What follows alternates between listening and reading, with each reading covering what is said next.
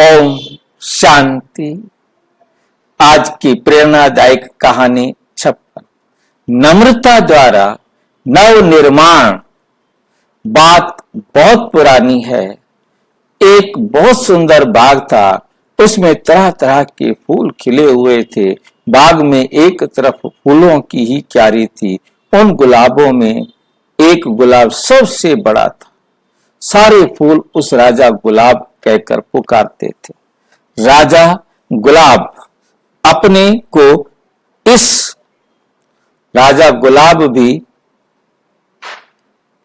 इस तरह सम्मान मिलते देख घमंडी हो गया। वो किसी भी फूल से सीधे मुंह बात नहीं करता, परंतु अन्य फूल उसकी ये नादानी समझते हुए भी उसे सम्मान देते रहे।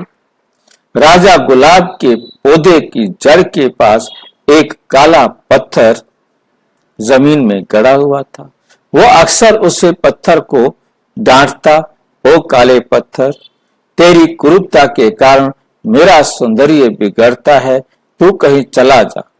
पत्थर शांत भाव से राजा गुलाब को समझाता, इतना घमंड ठीक नहीं, अपना सौंदर्य देख, दूसरों की को तुच्छ बतलाना तुम्हारा हित में नहीं। राजा गुलाब अकड़ कर कहता, अरे कुरूप पत्थर, तेरा मेरे आगे क्या सामना, तू तो मेरे चरणों में पड़ा है। एक दिन एक व्यक्ति उस बाग में आया। घूमते घूमते उसकी नजर उस राजा गुलाब के पास पड़े हुए काले पत्थर पर पड़ी। उसने वे गड़ा हुआ पत्थर वहां से उखाड़ा और उसे अपने साथ ले गया। राजा गुलाब की प्रसन्नता का ठिकाना ना रहा। उसने सोचा, अच्छा हुआ जो ये भद्दा पत्थर यहाँ से हट गया, इसकी कुरूपता मेरा सौंदर्य नष्ट करती थी। कुछ दिन बाद वहां पर एक और व्यक्ति आया।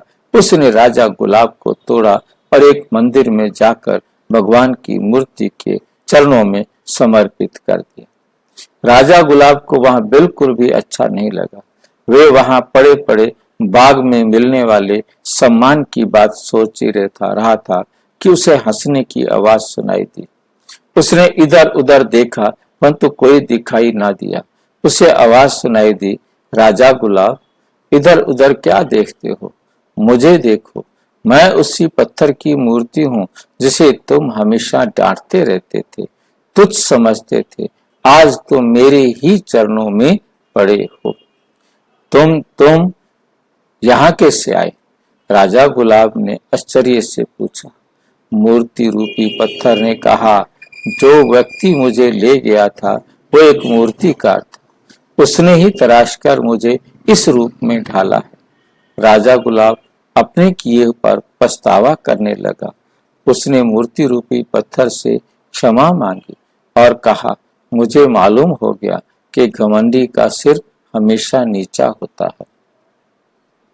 अतः अपना आम भाव को उस हद तक त्याग दो कि आपकी अपनी हस्ती रहे ही नहीं। जिसके लिए किसी ने सच ही कहा है, मिटा दे अपनी हस्ती को, अगर तू मर्तबा चाहे कि दाना मिट्टी में मिलकर ही गुले गुलजार होता है। हमें अहंकार नहीं करना। अहंकार भी दो प्रकार का होता है। एक होता है शुद्ध अहंकार, एक होता है अशुद्ध अहंकार। जो मैं हूं उसका मुझे अहंकार होना चाहिए, परंतु जो मैं नहीं हूं उससे मैं समझना, ये अशुद्ध अहंकार है। आज मनुष्य अपने आप को नहीं जानता, अपने को देह समझता है, जबकि वो एक आत्मा है। अपने आप को आत्मा समझकर मैं आत्मा हूं कहना, ये शुद्ध अहंकार है। परंतु मैं आत्मा हूं, परंतु मैं जो नहीं हूं, ये मेरा शरीर है, मेरे शरीर को मैं कहना, ये अशुद्ध अहंकार है। क्योंकि मैं तो आत्मा हूं, मैं आत्मा कह रही हूं मेरा शरीर, परंतु मैं आत्मा ना हूं तो ये शरीर नहीं कह सकता मेरी आत्मा। इस बात को और अच्छी तरह से समझने के लिए अपने पास के किसी भी प्रजापिता ब्रह्मा कुमारी ईश्वरीय विश्वविद्यालय से के किसी भी सेवा केंद्र पर संपर्क करें। और यदि कोई प्रश्न है तो 9213106986 पर केवल टेलीग्राम करें।